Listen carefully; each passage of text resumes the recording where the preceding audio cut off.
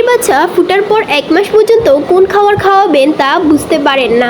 কী খাবার দিলে মুরগির বাচ্চা তাড়াতাড়ি বড় হবে সেটাও আপনাদের মনে থাকে না কিংবা আপনারা জানেন না। বন্ধুরা, তাদের জন্য আজকের এই গুরুত্বপূর্ণ ভিডিও। অবশ্যই স্কিপ না করে পুরো ভিডিও দেখার অনুরোধ রইল। আসসালামু আলাইকুম বন্ধুরা, আমি ওয়াসিয়াত সাইকা আছি আপনাদের সাথে। নিয়ে এসেছি আজ আরেকটি নতুন ভিডিও। সুমি আক্তার ব্লগ চ্যানেলটি যারা এখনও সাবস্ক্রাইব করেননি তারা অবশ্যই চ্যানেলটি সাবস্ক্রাইব করে দেবেন এবং ভালো লাগলে লাইক কমেন্ট শেয়ার করে দেবেন। বন্ধুরা, আজকের ভিডিওর টপিকটি হলো 1 থেকে 30 দিন পর্যন্ত মুরগির বাচ্চার যত্ন ও খাবার। অনেকে মুরগির বাচ্চা পালন করতে গিয়ে পালন করতে পারেন না যে মুরগির বাচ্চাকে 1 মাস পর্যন্ত কোন খাবার দেব। মুরগির বাচ্চাকে 1 মাস পর্যন্ত আপনারা যে খাবার দেবেন সেই বিস্তারিত আলোচনা আজকের এই ভিডিওতে। দয়া করে পুরো ভিডিও দেখবেন। আপনারা কমেন্ট করেন যে আপু বুঝতে পারি না। পুরো ভিডিও না দেখলে আপনারা কি করে বুঝবেন? স্কিপ করে দেখবেন না, তাই পুরো ভিডিও দেখার অনুরোধ রইল। আপনারা যদি বিন্দু মাত্র আমাদের ভিডিওতে যদি উপকৃত হন অবশ্যই আমাদেরকে কমেন্ট করে জানাবেন। তো বন্ধুরা, আজকের এই গুরুত্বপূর্ণ আলোচনা শুরু করা যাক। ডিম থেকে বাচ্চা ফোটার পরে স্বাভাবিকভাবে দেশি মুরগির বাচ্চা অনেক দুর্বল থাকে। বন্ধুরা, একটা সদ্য ডিম থেকে যখন বাচ্চা ফুটে তখন কিন্তু অনেক দুর্বল থাকে মুরগির বাচ্চা। এই সময় মুরগির বাচ্চাকে সুস্থ রাখতে, মৃত্যুহার কমাতে আপনাকে অবশ্যই পুষ্টি সমৃদ্ধ খাবার সরবরাহ করতে হবে। যখন 21 থেকে 20 দিনের মধ্যে ডিম ফুটে বাচ্চা বের হয় তখন বাচ্চাগুলো কিন্তু অনেক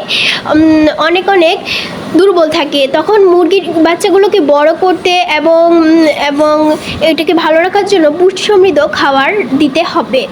কিন্তু আমাদের দেশে প্রচলিত নিয়ম অনুযায়ী কম বেশি সবাই ডিম থেকে বাচ্চা ফুটার পরে মুরগির বাচ্চাকে চালের খুদ খাওয়ায়। এই চালের খুদ মুরগির বাচ্চাকে শুধু বাঁচিয়ে রাখে, কিন্তু দৈহিক বৃদ্ধির জন্য যে পুষ্টিগুণ প্রয়োজন তা সঠিকভাবে পায় না, যার কারণে মুরগির বাচ্চার শারীরিক গ্রোথও তেমন আশানুরূপ হয় না, অর্থাৎ মুরগির বাচ্চা বড় হয় না। গ্রামে প্রচারিত আছে যে মুরগির বাচ্চা ফুটার পর চালের খুদ খাওয়ালে মুরগির বাচ্চা নাকি তাড়াতাড়ি বড় হয়। এই ধারণাটি সম্পূর্ণ পরিমাণে ভুল, কেননা চাল যতটা মুরগির জন্য প্রোটিন তার থেকে সবচেয়ে বেশি প্রোটিন হচ্ছে চালের খুদ। এই কথাটা ঠিক, এটা নিয়ে আমি একটা ভিডিও বানিয়েছি। কিন্তু 1 মাস পর থেকে মুরগির বাচ্চাকে চাল খাওয়ানো উচিত।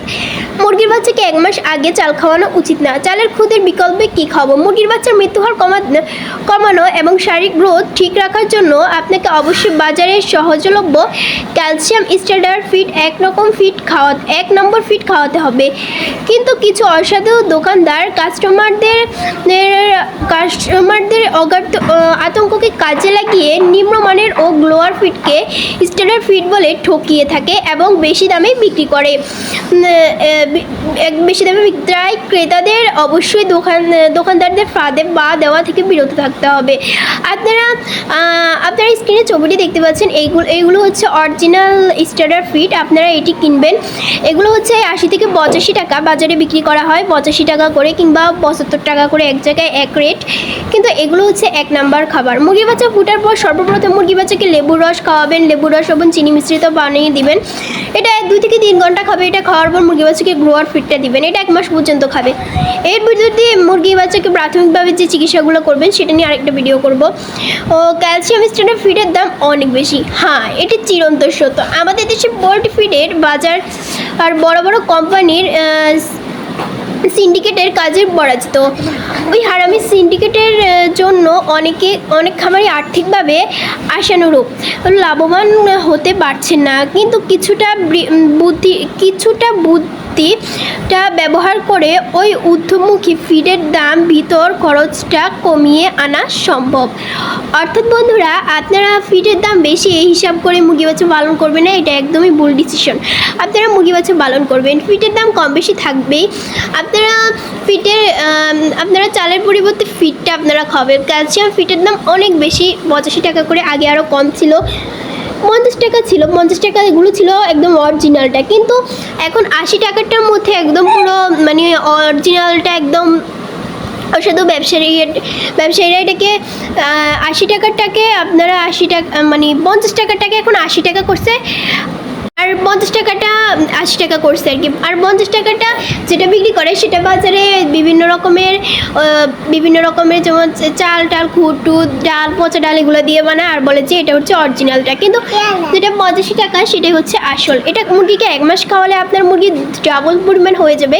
আপনারা একটি মুরগি বাচ্চাকে 3 থেকে 400 টাকা বিক্রি করতে পারবেন, 2 থেকে 300 টাকা এরকম পরিমাণে মুরগির বাচ্চা বড় হয়ে যাবে অনেক তাড়াতাড়ি। তাই বন্ধুরা, আপনারা যদি মুরগি বাচ্চাকে সুন্দর করে সঠিকভাবে পালন করতে চান, আপনারা বাজারে গ্রোয়ার ফিডটাই খাওয়ানোর চেষ্টা করবেন।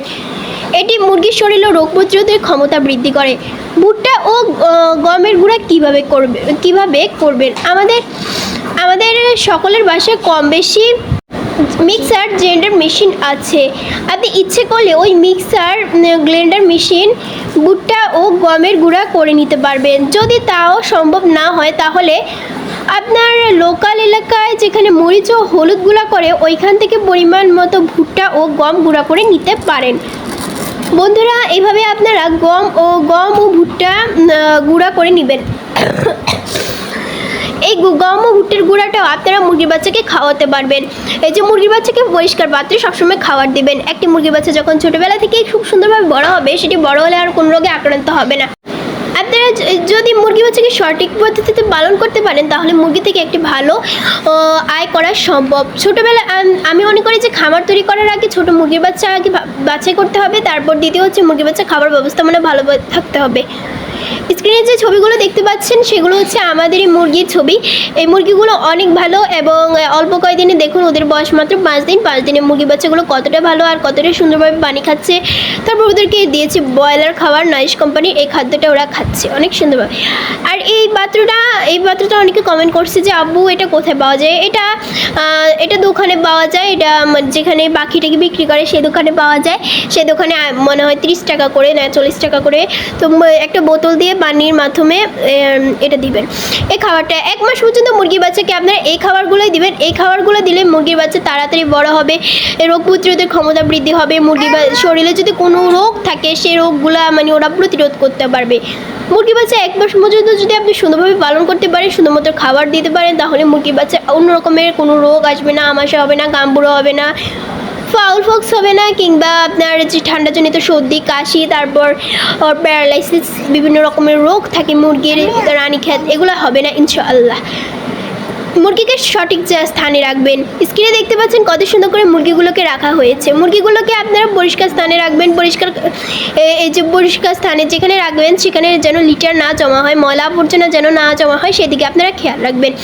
মুরগিকে সুস্থ রাখতে হলে আপনাদের একটু কষ্ট করতে হবে, আর সেই কষ্টের ফলটা কিন্তু অনেক মিষ্টি হবে। যখন আপনার মুরগি বাচ্চাগুলো একসাথে বড় হবে, আপনি যদি অনেক টাকা বিক্রি করবেন তখন আপনাদের কাছে অনেক টাকা আসবে একসাথে, তখন অনেক ভালো লাগবে। বন্ধুরা, সবসময় মুরগির বাচ্চাকে সুন্দর করে খাবার দিবেন। 1 মাস পর্যন্ত মুরগি বাচ্চাকে আপনারা যদি মুরগি বাচ্চা একটু ঠান্ডা লেগে যায় আপনারা দিতে পারেন খাবার ওষুধের মধ্যে দিতে পারেন লাইসোবিট দিয়ে মুরগির বাচ্চাকে তাড়াতাড়ি সবসময় ভালো রাখা যায়। এটা নিয়ে আমরা আরেকটি ভিডিও করব। বন্ধুরা, আমি অসুস্থ, তার মধ্যে আপনাদের ভিডিও দেওয়ার চেষ্টা করি, সবাই আমার জন্য দোয়া করবে।